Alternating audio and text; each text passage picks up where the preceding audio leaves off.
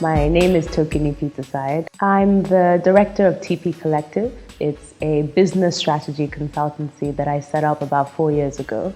And what we do is basically developing businesses and projects for the creative sector. So we've worked with clients in fashion, in film, in design, art, food, a whole series of areas within the creative sector. And we basically help creatives take their projects from ideas and turn those visions into reality, helping them structure along the way. We've worked for a broad range of clients. Specifically within fashion, we've advised for many years Makio, the fashion designer.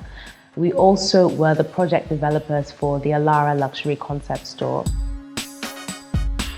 Alara is a pretty interesting story because about 5 years ago, I was approached by Renny Falawio, and she tells me of this incredible dream that she has of this space that she wants to create.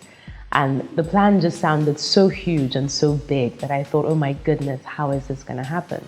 So I started advising her in an ad hoc way, and within a year, I had actually left my job at Moët Hennessy to set up my consulting company, and Alara became my first client. Now, what we set out to do with Alara was to create an exceptional haven for contemporary African design and culture. A lot of people see Alara as a fashion store, but it's actually a lot more than that. Alara brings the best of fashion and design and home pieces, art and food from around the African continent to Lagos, and also brings in international pieces just of exceptional design. So Alara was created really to give Nigerians further access to some of the world's best creations. And this is all done in a beautifully designed building that David Adjei created. I think the biggest difficulty that I encounter isn't actually one that I face personally, it's one that I encounter through my clients. I'm approached by a lot of truly exceptional creative minds who have big dreams. They want to deliver on amazing projects, but there is no funding.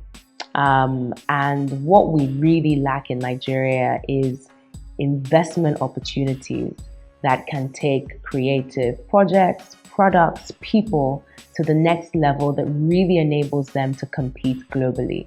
Because the truth is, if you're a fashion designer and you set up your business in Lagos, yes, you can raise through your friends and family enough funding to make your business work in Lagos and in Nigeria. But if you, for a second, even dream of competing in London or New York, it is not just about talent, it is really about resources being behind you.